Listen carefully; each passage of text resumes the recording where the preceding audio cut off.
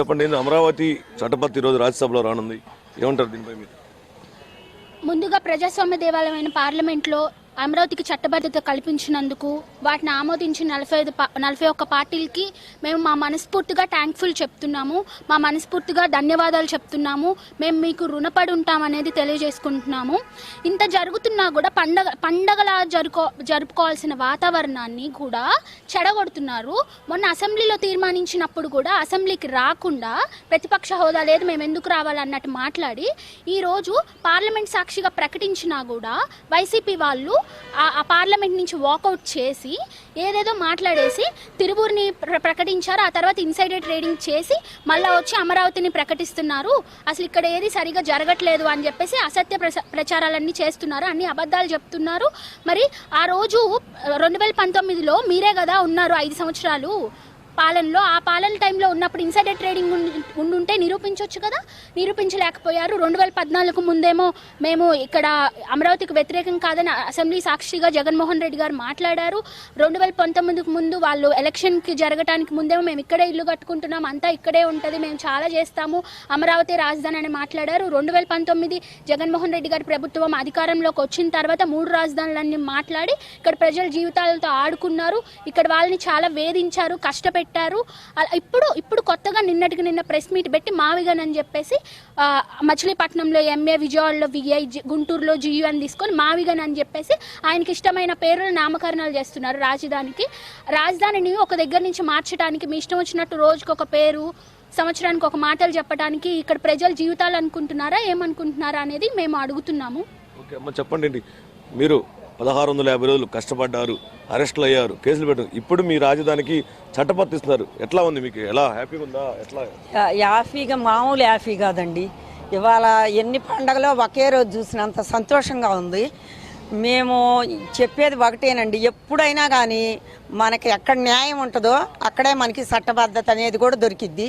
మేము వెతుక్కున్నది ఇవాళ మాకు దొరికింది. కానీ ఎప్పుడు ముఖ్యమంత్రులు మారినప్పుడల్లా రాజధాని మారిద్ది అని అనుకోవటం అది జగన్మోహన్ రెడ్డి గారి మూర్ఖత్వానికి నిదర్శనం. కానీ మేము చెప్పేది ఇంకొకటి ఏంటంటే, మేము కోరుకున్నాం ఏమనంటే వచ్చినప్పుడల్లా ముఖ్యమంత్రులు వచ్చినప్పుడల్లా రాజధాని మారదు, అందుకని చెప్పి దీన్ని ఒక చట్టబద్ధత అనేది తెమ్మని చెప్పి బాబు గారిని కోరాము. చంద్రబాబు గారు ఎక్కడుంటే అక్కడే అభివృద్ధి ఉంటుందని చెప్పి మేము నమ్మి ఆ రోజు భూములు ఇచ్చాము. ఈ రోజు కూడా మేము ఆ మాట మీదనే ఉన్నాము. ఇవాళ కేంద్రంలో కూడా ఆమోద ముద్ర కూడా పొందిద్దని చెప్పి మేము ఆశిస్తున్నాము. మా కళలు నిజమైనవి. జై అమరావతి. ఈరోజు రాజ్యసభకి అమరావతి చట్టబద్ధత రానుంది, అంతేకాకుండా మీ రైతులంతా కూడా ఆనందంగా ఉత్సాహంగా సంబరాలు జరుపుకుంటున్నారు. ఏంటి రాష్ట్ర కేంద్ర ప్రభుత్వాలకు మీరు ఏం చెప్పబోతున్నారు? రాష్ట్ర కేంద్ర ప్రభుత్వాలకి మేము ధన్యవాదాలు తెలుపుకుంటున్నామండి. ఎందుకంటే మేము అమరావతికి ఒక కీలకమైన ఘట్టం ఇది అమరావతి అనేది. ఎందుకంటే శాశ్వత రాజధానిగా ఒక భారతదేశంలోనే 75 ఏళ్ల చరిత్రలోనే మొట్టమొదటిసారి అమరావతికి గెజెట్ నోటిఫికేషన్ ఇవ్వడం అనేది మొట్టమొదటిసారి అండి. ఎందుకు ఇట్లా గెజెట్ నోటిఫికేషన్ ఇచ్చారు అంటే, గత 5 సంవత్సరాలు అంటే 2019 నుంచి 24 వరకు ఏం జరిగిందో ఆంధ్రప్రదేశ్ అట్లనే భారతదేశంలో అందరికీ తెలుసు.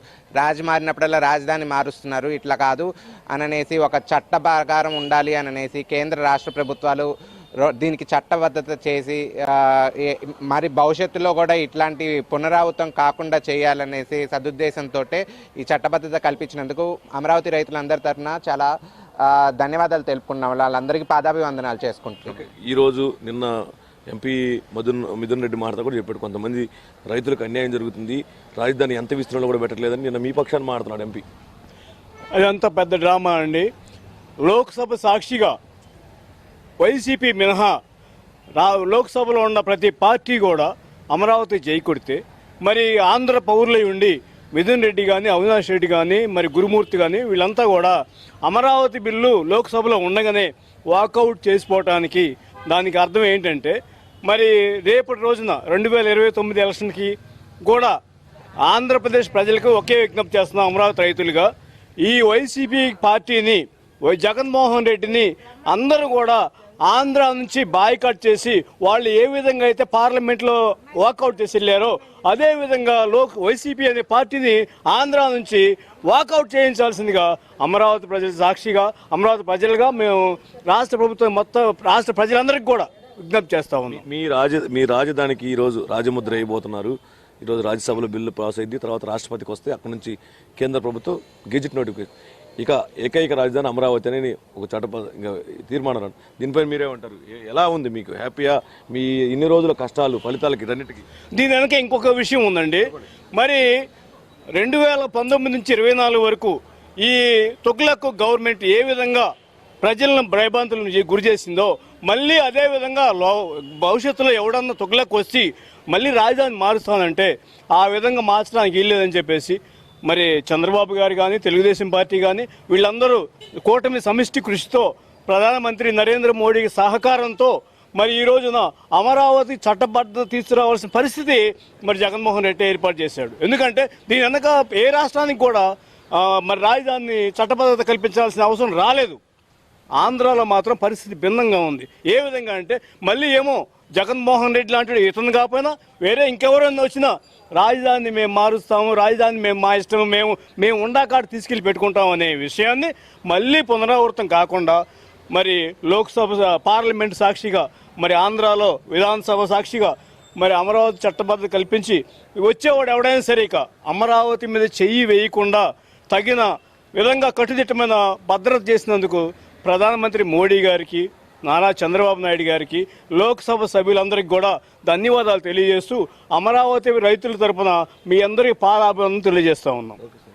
సో ఇది మనం చూసుకుంటే మొత్తానికి అమరావతి రాజధాని అంటే గతంలో 3 రాజధానులు, విశాఖపట్నం, కర్నూలు, అమరావతి. అయితే ప్రస్తుతము అలాంటి అంశానికి కేంద్ర రాష్ట్ర ప్రభుత్వాలు ఫుల్ స్టాప్ పెడుతున్నట్టు మనం చెప్పుకోవచ్చు. అంతేకాకుండా కూడా గతంలో ఒక చిన్న అమరావతి రాజధాని ఏంటంటే ఒక క్వశ్చన్ ఇచ్చినా కూడా ఆ క్వశ్చన్కి ఆన్సర్ లేని పరిస్థితి. కానీ ఈరోజు మాత్రం అమరావతి రాజధాని, ఆంధ్రప్రదేశ్ రాజధాని అమరావతి ఏకైక రాజధాని అని ఒక చట్టబద్ధత కల్పిస్తున్నారు. నిన్న లోక్సభలో పాస్ అయింది. ఈరోజు రాజ్యసభలో మధ్యాహ్నం 1 గంట ఆ సమయంలో అక్కడ బిల్లు రానున్నట్టు మనం చెప్పుకోవచ్చు. ఆ తర్వాత బిల్లు రాష్ట్రపతికి ఆమోదం, ఆ తర్వాత కేంద్ర ప్రభుత్వం గెజిట్ నోటిఫికేషన్ వస్తుంది. ఆ తర్వాత ఆంధ్రప్రదేశ్లోనే అమరావతి ప్రాంతం కానీ అంతేకాకుండా మిగతా ప్రాంతాల్లో కూడా ఒక సంబరాలు జరుపుకోబోతున్నట్టు మనం చెప్పుకోవచ్చు.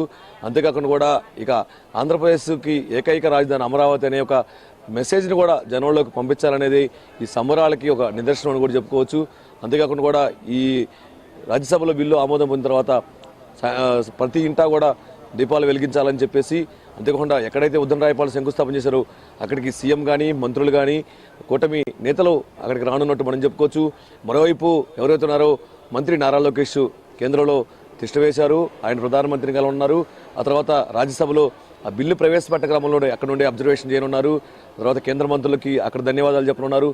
సో మొత్తంగా మనం చూస్తే మాత్రం ఆంధ్రప్రదేశ్ రాజధాని అమరావతి చట్టబద్ధత అనేది ఒక 4 రోజుల్లోనే మళ్ళీ ఢిల్లీకి వెళ్ళటం, ఢిల్లీలో కేంద్ర ప్రభుత్వం వెంటనే దీన్ని చట్టబద్ధత కల్పించేందుకు కృషి చేయటం, వీటన్నిటిపైన కూడా ఆంధ్రప్రదేశ్లో ఉన్నటువంటి కూటమి ప్రభుత్వం కానీ ఆంధ్రప్రదేశ్ ప్రజలు కానీ హర్ష వ్యక్తం చేస్తున్నట్టు కూడా మనం చెప్పుకోవచ్చు. Right, thank you Narasimharao.